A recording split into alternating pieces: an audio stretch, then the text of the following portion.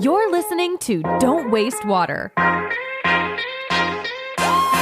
kid you not, major companies I have done this to, and they're like, oh my gosh, good catch. It's so exciting, I think, for me to find that stuff, but it's not like a we win, they lose. It's a very humble journey that I'm like, this is helpful for you guys to action this point. Hello, bonjour, and welcome to the Don't Waste Water podcast. Apple just disclosed that they're coming out with these crazy, amazing goals. Awesome. Big thumbs up, Anton. And then I'm like, have SCS, have another auditing company actually help them towards those goals. I'm your host, Antoine Walter, and in today's episode, I'm delighted to welcome back Lauren Enright as my guest. People are going to find ways to say, you're doing this wrong. And you'll have to look at yourselves and go, actually, we are. How do we need to change what we are doing? It's not a negative thing. Lauren is Program Manager of Water Services at SCS Global Services. I truly believe in the uptake of investment. I think we've all been waiting for it. In the water tech community, it's not just about the standard. It's actually creating an opportunity. SCS is a leader in third-party environmental, sustainability, and food quality certification, auditing, and testing. A few weeks ago, Lauren reached out to me and told me that her team at SCS had just finished working on a brand new water stewardship standard for disclosures for core water metrics to biodiversity, innovative tech, and beyond. And if I'm honest, my first reaction was, God, I know nothing about that. I don't think I can even pretend to for the sake of an interview. I have to apologize to Lauren and turn her offer to present it down. But then I asked myself, wait a minute. Should I know something about that? I mean, would it help me as a kind of water entrepreneur through my daily job? And by extension, would it be helpful to the early water tech adopters, the growth stage water companies and investors, and basically you, the crowd of this podcast? And I think it would. If GWI and XPV's projections to see the corporates invest up to $800 billion in water by 2034 materializes, it's gonna be on the back of water disclosure, audits, and water risk assessment. So we've got more or less two ways to go at it. The first is the best marketing wins. Everybody will fabricate claims, merits, and scales, and everybody's gonna be a winner and the sustainablest of all sustainability champions. And yes, even as a French, I do know that the word sustainablest doesn't exist. Do we want that? No. But how can we avoid it? I mean, if there's no common accepted metric of what's good water stewardship, what's the right water behavior for a company, or what's a measurable water impact, well, we're in a kind of Far West where the best shooter wins. So that's why, as far as it can be to my core knowledge, having the chance to discuss standards with Lauren was for sure something I didn't want to pass on, as standards are, in my very humble opinion, the only way to go at it. SCS 116, which is the water standard we're discussing with Lauren, is a first try at building a common scale. It's not the only try, and Lauren acknowledges that in today's conversation. She even points to the others in the making, so you can follow those tracks as well. But I've linked to the SCS one in the show notes because that's the start of a learning path, but really feel free. So, is it an episode like all others? Not really, but I think it builds transversal knowledge that's very useful in the end. If you agree with that, well, you can spread the message by sharing this episode with a colleague, a friend, your boss, or your team. If you disagree, I'd be interested to know why. Send me a message, antoine@dww.show, and I'll meet you on the other side.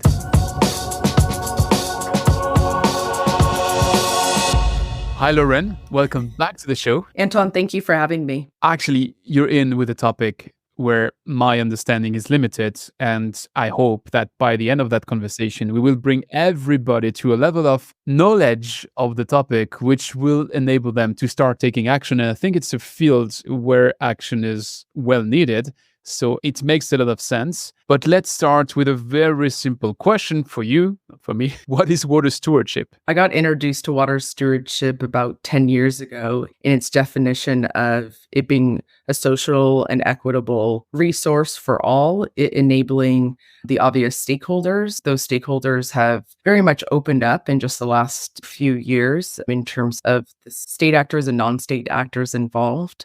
It's basically a broadened reach from what water management was way back in the day, and it still is now, is, water running through pipes and folks needing to carry on and live. with that water. So if that's the definition of water stewardship, why does it need to have standards? Water stewardship had become, in the last 10 years, really focused on its exploratory methods. It was never sort of ingrained in hard best practices. So therefore, it was really piloted, I would say, in a lot of ways, just like ESG was piloted in the early 2000s. And we sort of see the scrutiny of where obviously ESG has gone in both its pros and cons. And I believe water stewardship is right in that realm of it being malleable, it being scrutinized, it being uplifted. It's saying you need to follow this new, I would say, idol, but it's not an idol. It's actually a good thing for our whole community. So if I'm trying to put that in layman terms, that means we see regularly press releases of large companies who say, we do this and this for water, hence we're great, and that's fantastic, and that's the way to go. And water stewardship and a standard is about, let's quantify, as we've done for ESG, as we've done for OpEx, and let's put like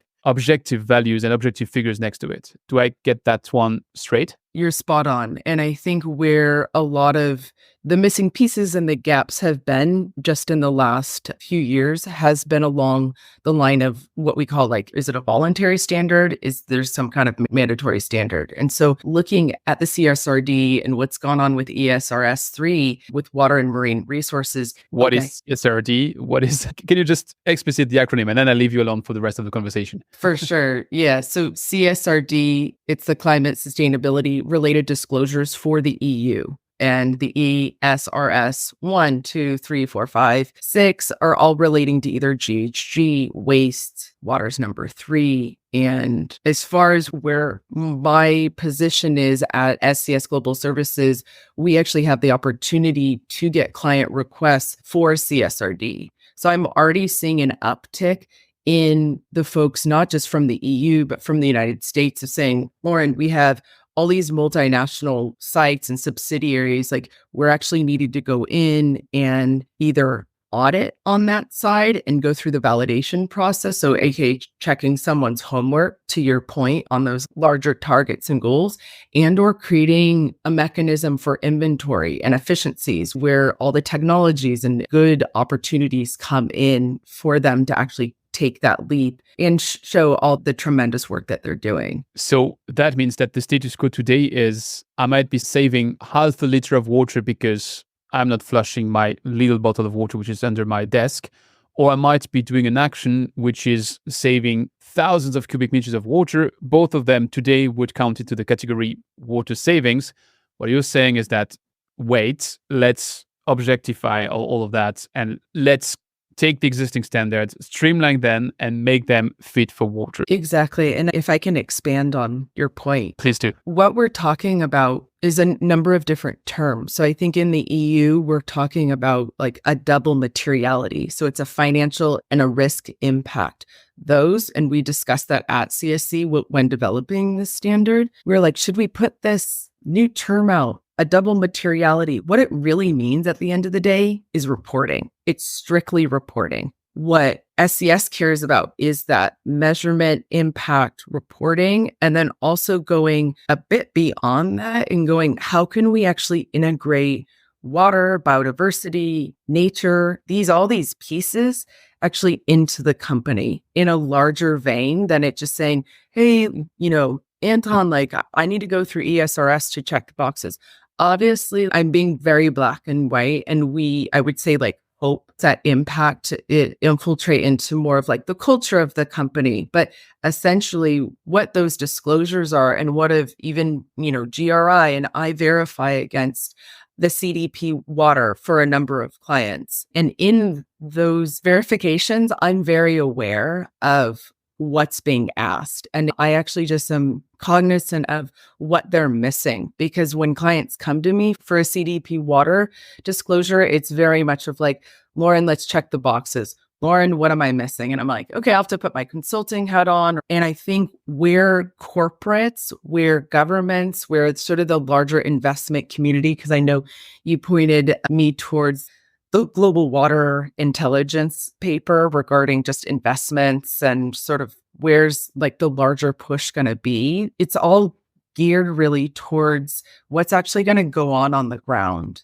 in that local community. And I think that's probably where I'm most proud of our standard, in really being able to say, okay, cool, we're high, pie in the sky and SDG 6. How can we help this local community? So that's like a little bit about what excites me right now. Before we expand, there's a lot to unpack in what you just said. You mentioned CDP water, which gives me a very smooth transition. CDP, in the name, there's carbon disclosure. And I know I discussed on that microphone with Tom Ferguson, who wrote the first water report for CDP. But still, if you discuss with the people who are used to report, which is usually the finance department of companies, they would associate CDP with, oh, I have to report my carbon and sustainability stuff because that's what goes out into the press release. That's at the heart of it, what it is. So where I would see you with that new standard is to say, okay, CDP might have CDP water, but when it comes to water, we need to associate very strongly that to a new type of organism, which might be SCS. We've gotten overwhelming interest in this standard. We've gotten overwhelming amount of feedback in the standard, a lot of it positive. A lot of the comments have been around scope and saying it's actually out of scope. It's actually out of scope. That's for this next iteration of the standard. So we're thinking of it as very much a series of standards. It's a multi-year effort. It's been really directed from clients, outside stakeholders, auditors. And in that vein, it's very much directed to the site right now because that's what was asked. And it will then, our next version, and we're already working on it, it's on product. So it actually being an embedded, upstream and downstream, and looking at where specific products are lying and how we can actually put a claim to that product, whether it's 30% recycled water or 50% rainwater. I was actually just speaking with clients a few weeks ago about those type of claims that they want to have. And then the next iteration is that integration with energy and carbon, because it's already there. The other element I wanted to dive into what you said before, you mentioned the GWI paper, which is this white paper which GWI put together with XPV, which is available on their website. I had a webinar with the authors of the paper, so if you're interested in that, the replay link should be in the description of this episode. But the main topic for me in that white paper is that they are projecting that there's a huge business opportunity and there's a huge surge in investment in water topics linked to the fact that large corporates will have to disclose their water impact and will have to take action based on that disclosure. And hence, what they're investing in water-related topic goes from less than 1 billion today to 800 billion by the end of the decade. So it's a super high increase. What I'm taking from what you said before is that having big numbers on paper is one thing, and is one thing which is around for a while now. What matters at the end of the day is how that trickles down into concrete stuff happening on the ground in communities, in sub-basin and stuff like that. And what you're offering into that with the standards to measure impact is really like opening the back door and looking at what's happening for real. I truly believe in the uptake of investment. I think we've all been waiting for it in the water tech community, and you have the privilege of coming from that community. So I have a lot of knowledge that I brought into the standard, and not just in the standard, but how I speak with clients and being like, it's not just about the standard. It's actually creating an opportunity within this framework to expand and be a leader in this type of water efficiency and make case studies in this specific way. So I see the uptick really exciting. I think also the piece that is a little bit missing is how does that uptick happen when it's been purely among the corporate community, and typically people don't budge until they see that regulatory mix and that push from government, and even the SEC climate related disclosures that came out here in the United States. It is a long climate related risk that they're going to have to disclose. And obviously when we hear climate related risk, we can easily say water related risk, and bringing up how those water related risks already in the United States are pushing folks to go, oh my gosh, these are all the reasons that I need to actually mitigate and adapt to what AK climate is doing to our water cycle. The fact that more standards companies are out there being able to push. I just read the ISSB is looking at researching their own disclosures around biodiversity, ecosystem services, and human capital. It's that mix between here's where we are at the top in order to, hey, Apple just disclosed that they're coming out with these crazy, amazing goals. Awesome. Like, big thumbs up, Anton. And then I'm like, have SCS, have another auditing company actually help them towards those goals so they're not floundering, you know what I mean, year 2028. Let's be super concrete here. How would an SCS or an audit company help an Apple? And we say Apple is just an example out there. How would you help them? So from a consulting angle, if they're needing help, that's one hat. From the auditing side, it's a completely different hat. I would assume inside of a bigger multinational that they have a CSO, water team lead, et cetera, et cetera. And so they would then bring that company up to speed in terms of records, documentation, legal compliance, permits to operate. But essentially what we're trying to do and help them is looking at that year-over-year monitoring to say, hey, like, how are you doing in your AK utility bills or estimations or intensity per square footage? If it's a warehouse and they don't necessarily have a product or employees within that specific warehouse, what are the most basic volumetric measurements that we can evaluate and go, this is the gap? Why was that gap happening? Was it due to an uptick in production? Was it due to a leak efficiency? I kid you not. Major companies I have done this to, and they're like, oh my gosh, good catch, good catch. It's so exciting, I think, for me to like find that stuff, but it's not like a we win, they lose. It's a very humble journey that I'm like, this is helpful for you guys to like action this point. And that's very minutia into their own site or how they actually operate in their more systematic approach across like, say, 500 sites. Let's take a last concrete example. You and I met physically in New York in the Climate Week. The year after, I met physically during the Climate Week with Elisa Roberts, who's water lead at Microsoft. Microsoft is having this program with Fido AI, where they detect leak or they finance the detection of leaks in various utilities around the world through Fido AI. And hence, Microsoft can disclose in their water impacts that they've bettered the water situation because there's so and so much less non-revenue water. In such a case, how would you support them, maybe audit them, maybe give them a stamp? What would be exactly the level of interaction you would have in such a project? I know the project going on in the Southern Nevada area, and it's super exciting. And I'd love for it to evolve to see multiple projects going on, which I think they're hopefully in progress of doing. I think Microsoft, as an example, holds themselves so accountable internally that they're leading the way in that essence from a technology standpoint. It's like the good motion of where actually like water technology could evolve. It's still at this pilot stage. So in terms of where SCS would love to like not forcefully insert themselves, but it's more of like, how can we assist those metrics in actually what they are doing? I spoke in Spain and actually talked with Victoria at Fido on a panel. We did speak about the importance of validation, the importance of verification, and then the importance of certification. And I think those bigger terms are synonymous with, at the end of the day, what are you guys actually doing? And whether they have a claim or not, I don't really care if they need to or not. I think it's more of just how to help actually Microsoft ebb towards actually going, hey, we did this amazing thing in water savings and water loss and helped the Colorado by this much. And I'm like, amazing. Can we check that? So then we can say, that worked there. Let's do it in the Hudson River. Let's do it across the world. Let's do it in South America. So we can actually see that validation. And I'm 37 and I look at like, I would not be here if I didn't have my BA and also my master's degree. And I sort of knew when I got my BA, I need to have my master's to have that. And there was a bit of the credibility and the recognition behind it.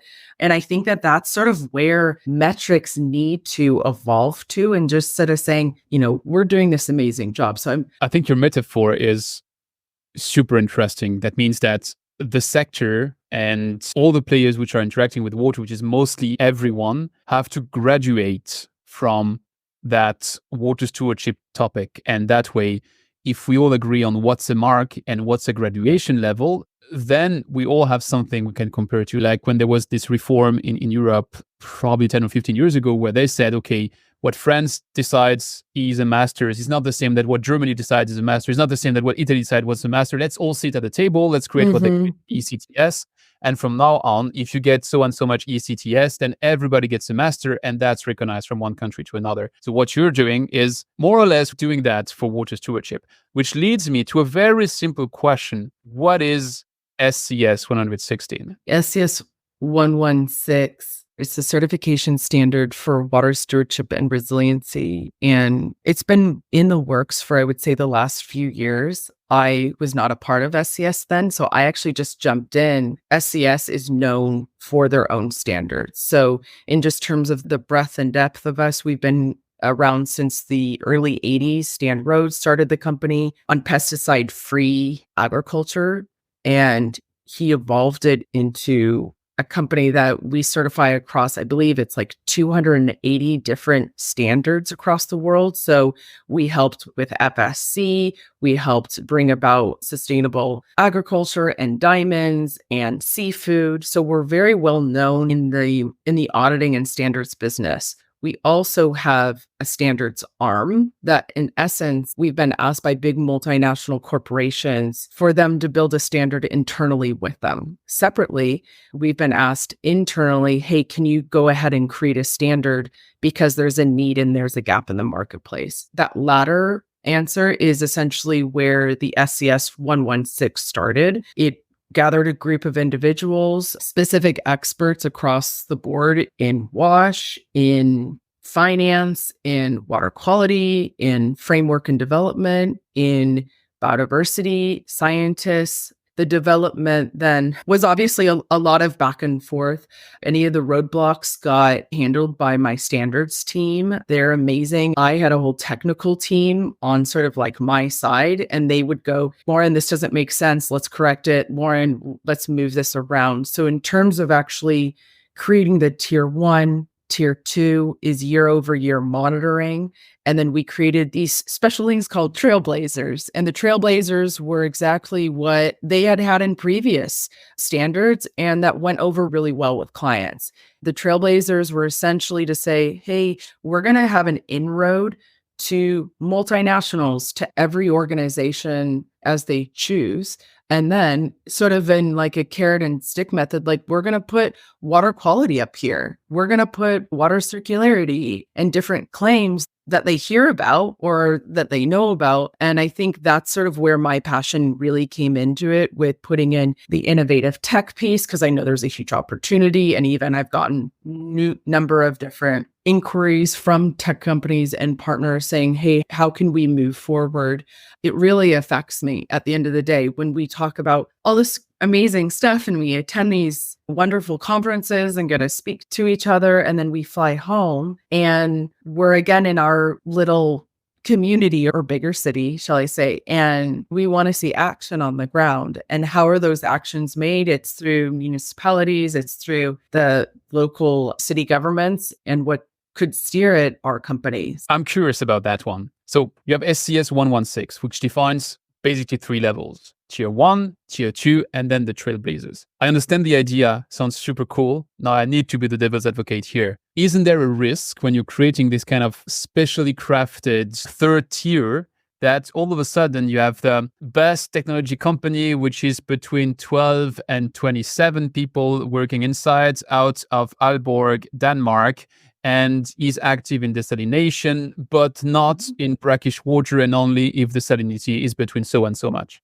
I'm taking, of course, a stupid example, but I like it. That's over specialization potentially a problem. Is there an over specialization in that? There are currently 3 or 4 world champion in boxing at the same time in every category in the world, which is cool. It's boxing. No one cares. Wouldn't it make more sense in water that we say, oh, those are really outstanding, hence they are outstanding. And not everybody gets to be crafted their own category so that everybody can be outstanding at the same time. So in terms of where I think you're going with this is these standards are created, and specifically of the SCS 1.6, as a guide. So I love the specificity. The specificity is definitely needed. I welcome that. I actually hope that that opens a door. The specificity isn't a problem on our side if the actual client is able to say, we are wanting to achieve this with this specific technology, and this is why. If there is a business case for it, then I think there could actually be a lot of those examples out there. That's exactly like the opportunity at play, because even with municipalities and wastewater treatment plants typically get left out of the conversation. They're a huge actor. How can we involve them within these types of trailblazers or another iteration of our standard? So I think the specificity is actually welcomed at the end of the day, but it's not our job as SCS to say, you need to hold yourself to this specific MCL. A segue, I think, for me is it enforceable? It's only enforceable that we would take away their claim. And we might not publicize that, but we aren't the US government at the end of the day coming and knocking on your door and saying, you need to go to jail or you'll be penalized. We've seen those responses in terms of groundwater extraction and so on, but that's essentially this movement towards regulatory. And I think we're all in that vein. So you're kind of a Moody's or a Finch of water, which would say you're no longer an AAA, you're an AA minus, because when you did your last disclosure, which checked this and that, and it happens that you're a bit less good than you used to be. So now I can, as an instructed investor, decide to invest or divest from that company because it's not following exactly the claims that I would want it to. What I'd like to understand now is, what is SCS 1.16 right now? It's a PDF, which I've read, which is super interesting. If you allow me to, I would link it into the show notes because I think it's an interesting read for everybody to understand what we're discussing here. But is it something which is like published and that's the standard? Is it something which is under development? Is it something which is subject to amendments? How much is the baby baked? The baby baked. Nobody bakes babies. I love our metaphors. So the standard went out for public comment March 26th.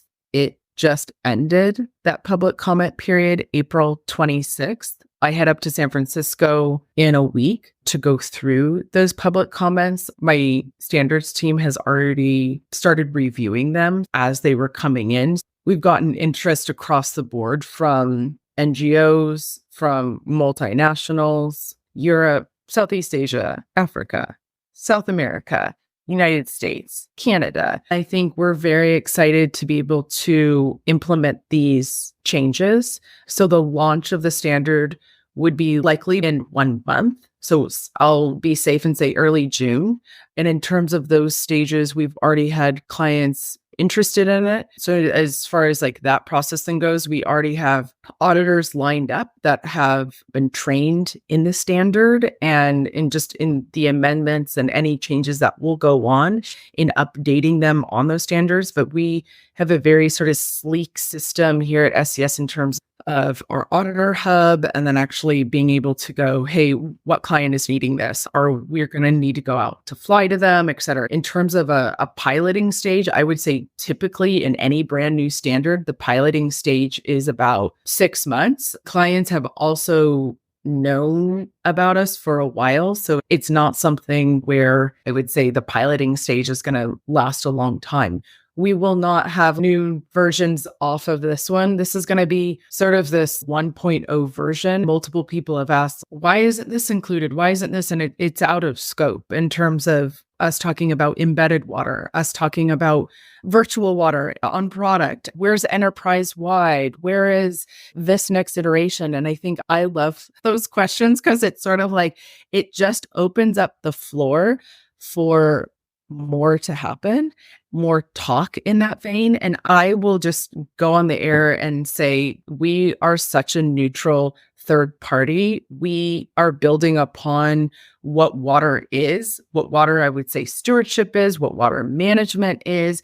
There is no first in class or best in class. I think we have learned a lot from different organizations over the past 10 years. I certainly have. In today's age, there's room and there was a need for more. And I would argue that in the next 2 to 5 years, companies are going to be veering towards how does nature lead? How do we get back and actually look at what a healthy watershed is in its own biodiversity and abundance and terrestrial, and it then connecting into seafood. It's this beautiful sort of like circularity, but we're so focused on water right now. Water, metrics with water. And I'm like, we're actually missing, and I know folks are thinking about it. I think it's just too, it's overwhelming to be able to think about it all in one go. Which makes me think of that other project, which, to be honest, I haven't followed in the past month. So I don't know exactly if it evolved from the state I knew, which is the nature asset class, which was something which was traded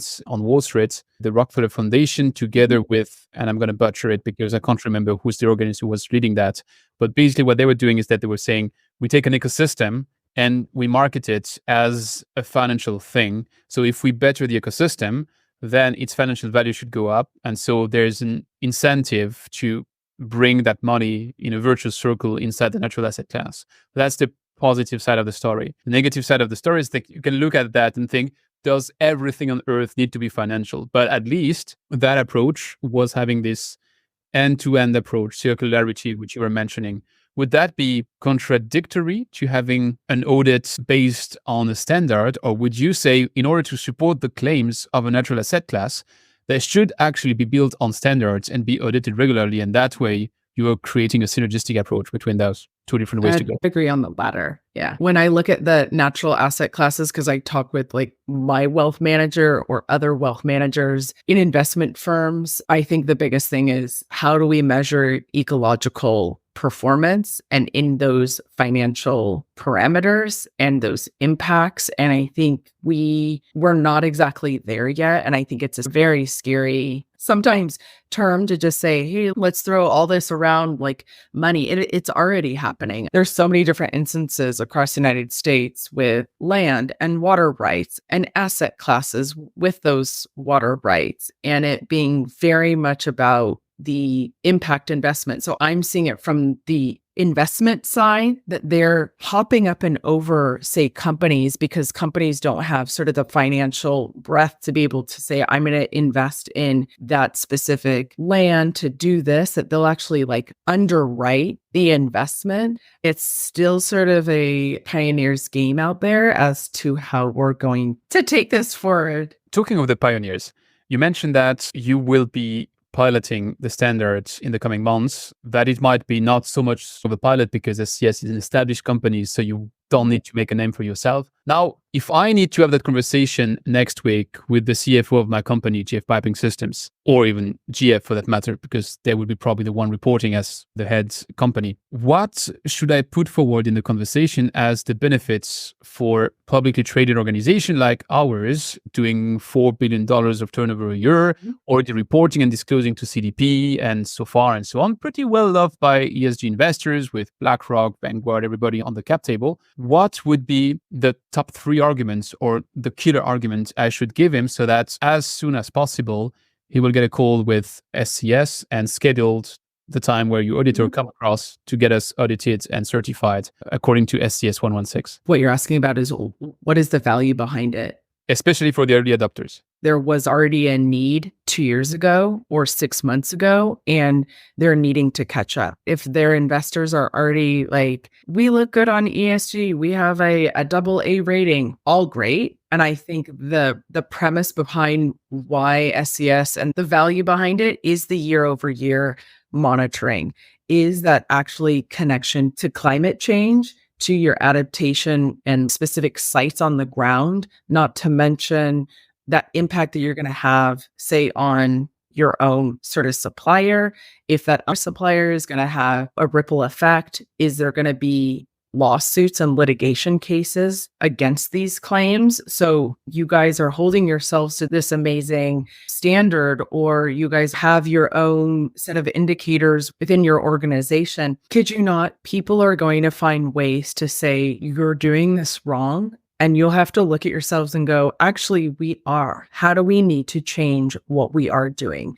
And it's not a negative thing. It's actually just going, where in our production, where in systematically how we actually view sustainability as a whole, circularity as a whole, water's in there. So is waste. So is GHG and scope 1 through 3 that we look at on a weekly basis here at SCS. All of those figures really make sense in terms of actually looking at its value. So the standards like core is going, well, it's its own way to like mitigate and create opportunities and also see that impact on the ground. We have clients wanting to do it for the value add of its own stakeholders. So like just the investors, just the clients, just the consumers. We have also the other side of it for how can we actually make an impact to that community? We are having a water quality issue within our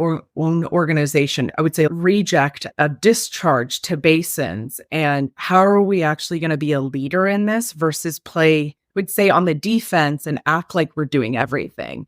And I think that that's what, frankly, a lot of these multinationals are doing right now is playing on the defense, acting like, well, we're doing everything. And then, follow us. And I'm like, that's great. But like, how are we paving the way for other ways? So we're not in this aggressive or defensive mode and saying, look at me, I'm doing everything. I still have to fight my French brain, which makes me want to find villains in a story because great storytelling needs a great villain. And I'm wondering, in the development of the standard, at some point, do you have people just becoming like these villains, which find negatives in it? Who, if those people exist, who are they? What motivates them? And if they don't exist, does that mean like 100% of the people are super supportive to your endeavors? I usually take a neutral place, but I think just in the last year, even just since opening up this standard, it's become more of a political view towards sort of what water stewardship is. So I would say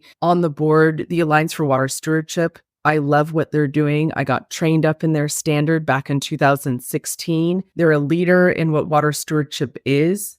I think what's also happened, and this is again taking a very neutral point of view, we have received feedback from auditors, from clients, and that went, again, this was before my time at SCS. So I saw gaps in not just their standard. So it wasn't just pointing to them. I saw gaps all across the board. And that was an impetus for SCS and an impetus for me and the standards team in terms of leading this. I would say another big point that folks are sort of questioning is from the WWF. And I love what the WWF is doing.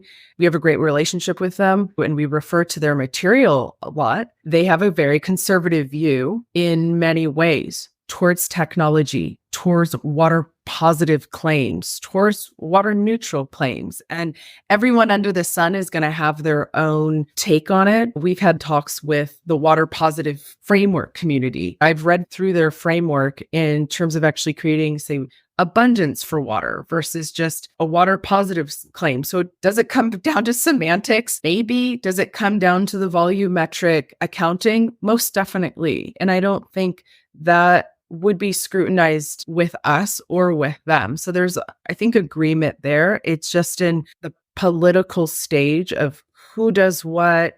And we're a big global community out there. There's room for everyone. And I think what's happened was this larger NGOs and member-based organizations started creating narrow on-roads. And we're like, hey, where's the room for everyone to come in? And what are these different connection pieces that haven't been solved yet that possibly could have been solved in the near future?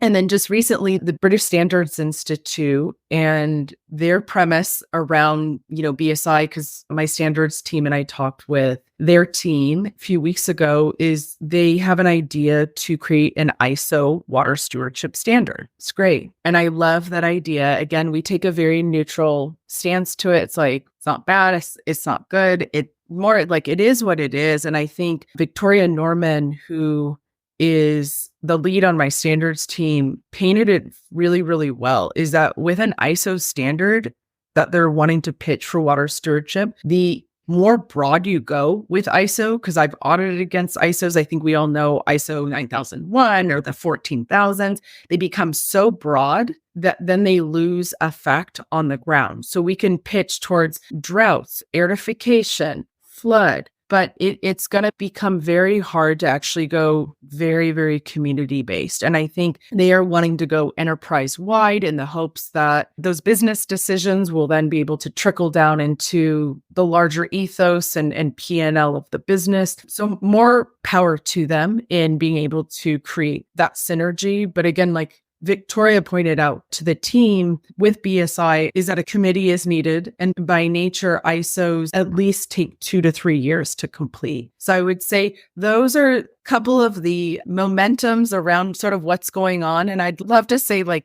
there's a lot more going on in the world than just those specific entities. And I think you and I both know that there's more important, sometimes things to think about that we need to get going on the ground that has a lot more traction. And we, as much as this competition is needed or friendly banter, I'm all about trying to push this dial forward. And if that seems aggressive in any way, it's very much trying to help everyone. And I'm vulnerable too with my own, say like, oh, we missed that, or, let's bring that in. I think that's where I'm at. I really lost my ego in this whole process because it's just where I'm at. I have a closing question for you, which is, I have more questions, but closing that arc with you. You were at WEX some weeks ago. There's a great interview of you on the YouTube channel, which I'll link in the show notes as well. I was at the Global Water Summit just 2 weeks ago. Oh, yeah. So we didn't meet, but we were at different conferences. You were mentioning conferences. The reason why I'm bringing up the conferences is because there is a recurring theme over the past 3 years. At the end of the Global Water Summit, in the closing plenary, the same guy asks for the same microphone, gets the microphone, raises the same question, and his question is, when will we have a global water index? Like, there is a global carbon index, he wants a global water index, to which Christopher Gasson always answers, we don't need a global water index, but maybe we need a number for water. Let's continue our quest to find the number for water. And now I'm wondering, is a standard like SCS 116 potentially that number for water, or is it absolutely not? And we need something else, or is it absolutely not? And by the way, we don't need a number for water. What we need is that down to earth. How does it trickle down to local communities in concrete terms, or to local businesses in concrete terms? What's your point on that? I think a global water index is fantastic. It's a determination and an indicator of where a site or a facility or a region or a community is. So we can point that to the wonderful tools that are out there with the WWF and Aqueduct Annual and all these tools that say, okay, what are the seasonal variability and how does climate change actually affect what is going on the ground? Suffice to say, those indexes and even the technologies will never be able to encompass what is actually going on the ground in a behavioral way. And I think that's really what matters most. We have an upcoming series of webinars starting in late May. And I think it's the last one that I saved, like the best for last, in it talking about behavioral changes and metrics, and it really affecting not just the youth, but the Gen Z coming into these organizations and wanting a different way of actually characterizing sustainability, water, waste. Those different generations will actually sort of have an impact on the S&P 500, will have an impact on our target's going to be just in the Northeast. Yes, but how so? Is it going to be in what type of growth are we going to take in the next 50, 100 years? What type of products are we going to be using? Are we going to toss out plastic altogether, and why? So in terms of a global water index, like, again, I'm all for it. I think of just like, what's the difference that's going to make in 100 years? when, a specific city in Nebraska or in Germany or in Mongolia is struggling in terms of its water pollution, that I'm like, oh, you guys, I'm just giving you, a 3 on your water pollution index. And I'm like, see you next year. That doesn't sit completely well. And we don't really know yet how to merge what NGOs are doing on the ground, how technologies can have an amazing effect on the ground with these larger, lofty goals of creating a big new initiative. And we're leading the charge. No, it's everyone's leading the charge. People, it's like an all hands on deck. I just talked with a therapist a few days ago about this, of like egos out there. And it's actually what we're doing to nature. It's all about how we're affecting ourselves. I think we know it. We don't know how to change it. And that becomes more, metaphysical and in our own metaphor of what we've been talking about. But I just think it's a really interesting insight that we have so much brain power to put out new initiatives and beat our chest as if we're still back in thousands of years ago. And I'm like, we just need to sit down and just say, Anton's right in this case. Cool. Let's proceed with what Anton's doing for 5 years. Okay. So-and-so's. And that's where I think we're still muddying the water. So I'll stop there. Fully agree with you. But I like the idea of being right. Of course. I think that was a super thorough exploration of what that standard brings, and also of SCS/corporate Lauren. I'm interested in the other Lauren as well, because when I met you, you were working on Axiom Climate, and I'm just curious, what are your latest updates on that end? Awesome. So Axiom is still in the works. I've had to put Axiom a lot on the back burner since I got hired by SCS. So it's mainly work on the weekends, which is completely fine. But I have a small team that still carries on and does stuff. So where we've been at in the last year has been doing research and development. So R&D in Northern Italy to create ice. In terms of physical ice for ice climbing, Axiom is very much geared towards opening what we're all talking about, but to a big community, aka the civil society of our public. And I think we all change, and we all, and that got into the behavioral change in where Axiom really finds its momentum. So just recently, we did an initiative with a museum based here in Santa Barbara, Children's Museum. We made sort of like a sandbox, but an ice box. We mocked it up to where we had heat lamps. We got ice. We built it in a way to where it looked actually like a mini iceberg. And then we had kids throughout, it was like 6 hours of the day, basically measuring sea level rise, temperature. Axiom is on its way to sort of open more doors to the community. And that's essentially what we're about. There's no real conflict of interest. It's more about the educational side, the scientific side, the art side, and that recreational side with snow sports, looking at river basins, who recreates around river basins, and being able to come into community with those folks and say, how can we make a difference? The reason why I wanted to have that update with you is that it made me think, Axiom is sponsoring Manchester City. And that means whenever there is a Champions League evening, you see Axiom written in big on the side of the stadium, which is one thing. The other thing is that they made this series of videos with Pep Guardiola, with Kun Aguero, where there's, I think it's a word without water. I think the video is called The End of Football, because basically there's no water anymore. So it all trickles down to... We can't water the ground. Yeah. And I know it's very, very remotely connected to water, but it drew 1 billion people to watch that. 1 billion. How many people are on the planet? Yeah. What I mean by that is that my podcast has 3 times more audience than that. It's 3 billion people listening to that. We already know, yeah. But 1 billion is still commendable. And jokes aside, I'm wondering how you would connect that kind of, remote water stewardship that Axiom is doing in that sense. There's a branding element. I'm not going to greenwash everything they do just by saying that but there's also another limit, which is they bring the topic of water to more eyeballs, which remotely to me connects to what you're doing with Axiom. And I'm thinking, how would you report on that?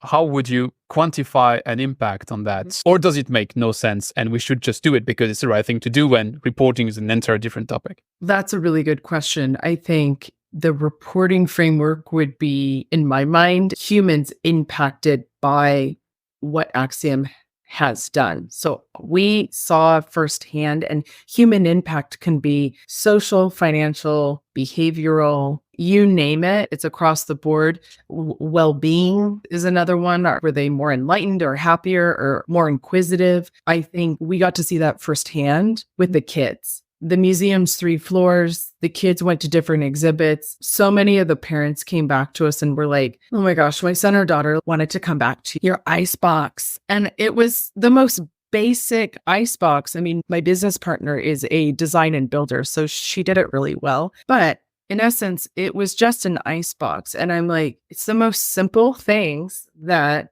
can actually have a curtail effect. Same thing with my nieces and how they talk about water now. And so when it comes into what shape-shifting ways that we're looking at, I look to what Protect Our Winters is doing. And Protect Our Winters here in the United States, like they send athletes, rock climbers, artists, they send them to DC to basically speak on behalf of how the climate is affecting landscape, a mountain, their own slopes, etc. And a lot of that speak, and I know some of those athletes because we've been in conversations about collaboration with Axiom. How are you guys talking about water? Like, are you guys inputting water in that conversation? Not necessarily. And that's where I think that education piece is so necessary, because many of those conversations that they go to DC for are around regulating fossil fuels and greenhouse gases, which is exactly what they should be doing. And then being able to open up the bigger field to saying, actually, we've already sort of mucked up our planet, with those greenhouse gases. Like, we're actually already needing to adapt. Too little, too much, too polluted of water. So I think that's sort of the momentum we see. And I'm starting to hear from athletes. So I'm super excited. And we know, like, even with Alex Honnold, who climbed El Cap, Alex went ice climbing and rock climbing and put out the Netflix, and he has his own sort of community around the wow of his own physical ability. And that, in essence, is exactly the kind of pull that we are wanting to say. We want to inspire a generation that cares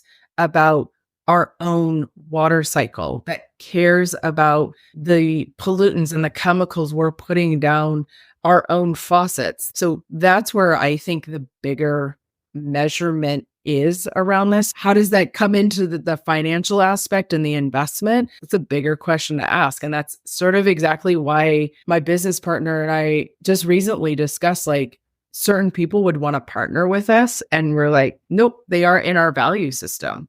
But these people are in our value system. And I think that's probably what's going to be hopefully leading our generation, the younger generation, forward, is like what actually is going to be able to steer this. On every occasion, on that microphone, in conferences, in chats and everything, there's one thing that everybody agrees touching water is the missing piece, is the educational piece. And then everybody puts a different definition, different stuff which should be educated to, and different message which should be brought along. But there's the one thing which everybody agrees, the messaging and the education piece is the key and will take us to the next step. So what solution is the right? I mean, I'm 200 episodes in and I'm still trying to crack that nut. So we won't find the light just by talking. But I think just what you said brings us one step closer. And it's all these little dots which we're putting together. And one day, I'm sure it will draw a path. And now that was my own tangent to that. Lauren, I had a blast. Likewise. Talking with you today on that complex topic, but I think,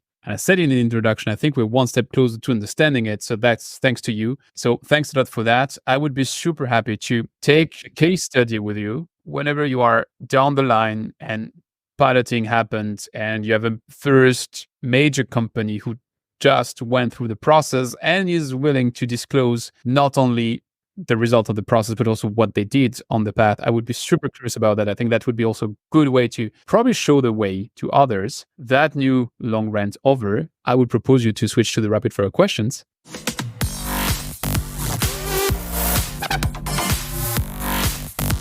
It's time for the rapid fire questions. What is the toughest challenge, in your opinion, for a water tech startup?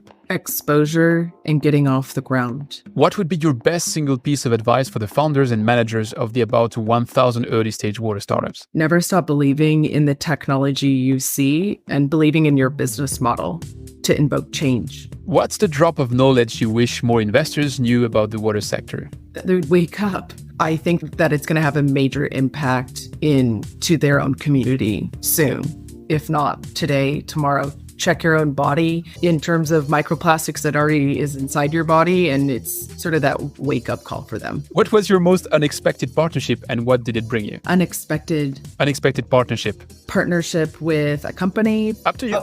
You tell me. I would say unexpected partnership has been with a client that sort of evolved. I don't think I can say the client, but it's evolved to the point to where they have so much at stake and so willing to take risks that it's seeing sort of light of the day in years from now. So I would say that's the most interesting partnership. I'm so tempted to do stupid jokes, but I won't because I would. I was trying to do like stuff, like, oh, so you're working with 3M or you're working with DuPont, but it might be funny, it's not even really funny. Super short. Profitability or growth? Ooh, profitability. What's next profile you'll hire? Next profile I would hire?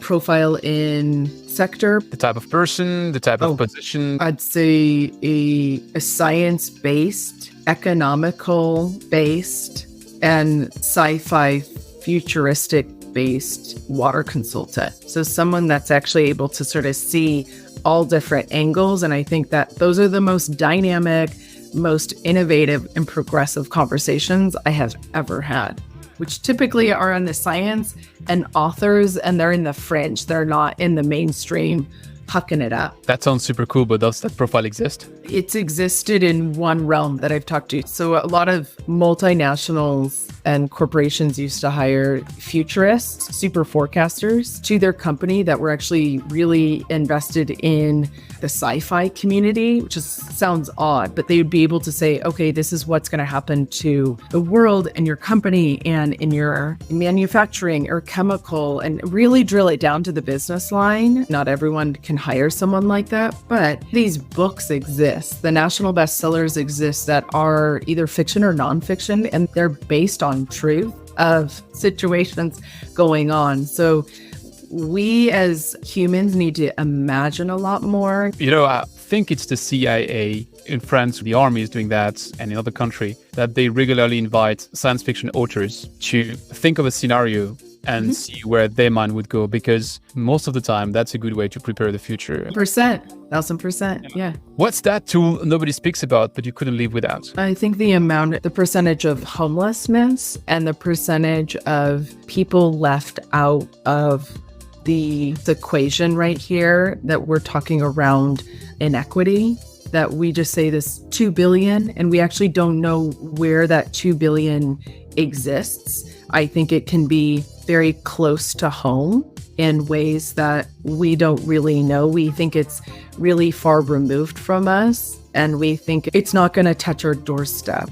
And I think where our hearts and minds can be going is in alternate directions towards helping out a neighbor and helping out something local in your own community. I'll do a little plug here, but it's a conversation which is not the sexiest of the ones I had on that microphone, but I think super instructive to that matter, which is the conversation I had with Kirsten Darnert and Sean Fury about how you bring water in rural parts of the world. And that conversation is very far from saying 2 billion people and stuff like that. It's a fully different game where it's grassroots. And I learned so much in that conversation. So I'll plug it because it resonates with what you just mentioned. I'd love that. What are you desperately needing and want to raise an open call for right now? I think it's an open call for integration into nature. And I think the definition of that, we'd have to humble ourselves to actually understand what it is about nature that we can help. So I would say it's a much more esoteric and ethereal call than it is a pragmatic, let's create a new index type of call. Because I just did a very pragmatic thing and we built a new standard. I really feel this next impetus is around how can we rewild into nature, and what does that mean when we step out and let nature evolve, let biodiversity evolve, Are we able to do that in a really coherent and clear way, or are we going to still want to get involved? I imagine it's the latter answer, that we're going to still want to get involved and show off exactly what we're doing, which is the step of why I included nature-based solutions and biodiversity into the standard, was exactly the, creating pathways. Like you said, we're not there yet, and it's too hard to evolve people too far ahead in the future,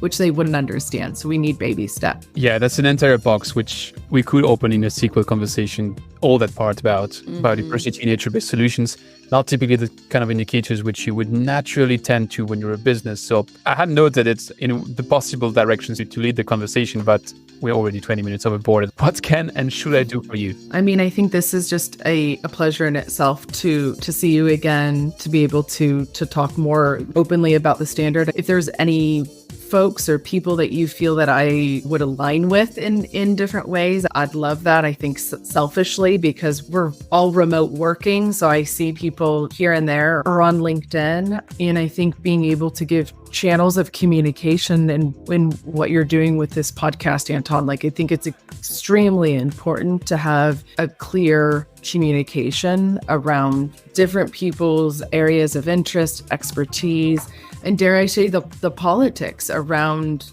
our ever-evolving own motives, aggressiveness, and passion. I think we're all very passionate about our sector in climate and water, and I think we're passionate for a reason, and I really admire that in you. I'll make a plug to someone else. I'll make a plug to Carl Genter from Circle of Blue, because when I was discussing with him, he gave me goosebumps just by the way he was telling stories. And one of his stories was about how just on a flight, he happened to be seated next to a congressman. And just by the way he told some stories, he was able to change the way that person was looking at certain water topics and hence have an influence on policies. And that's just the power we have with passion and stories. So yeah, double down on what you say. And I'm not the best at that one. There are really gurus out there. And I'll link to Circle of Blue if anyone doesn't know Circle of Blue yet. I think that's the place. You mentioned communication. If people want to follow up with you after that, where should I redirect them the best? Either the SCS website, I think it's under water stewardship. I can give you my email address. There's your name on the page. On the page, and I can link it. But yeah, it's Lauren Enright. I think I'm really big about wanting to expand this conversation. If anyone's interested in specifically Axiom, which I have gotten interest in along the way, and just being at SCS and knowing also about Axiom, I'm happy to answer more of those questions. It's definitely not a mystery of what's going on. It's just been more on the back burner. Lauren, I stand my point. It was super amazing to have that conversation with you. I started being a muggle. I'm still a muggle, but I think I learned one thing or two. So if we have repeated conversations in the future at some point, I might even understand half of what I should. So that's great. I love your humbleness. It's not my humbleness. Really, that topic is really a topic which is far from my core. I'm a stupid engineer at the beginning to start with, and I'm still that to a certain extent. It was super cool to speak with you. Thanks a lot. And I repeat my invite. When you are up to the next milestone in the standard and the rollouts, I'd be curious to have a case study type of thing where we look into how that rolled out in concrete terms. I'd love to. Thanks a lot. Thanks for listening to Don't Waste Water. This podcast was brought to you by GF Piping Systems. Loved this episode? Head over to Apple Podcasts to subscribe, rate, and leave a review. See you next time.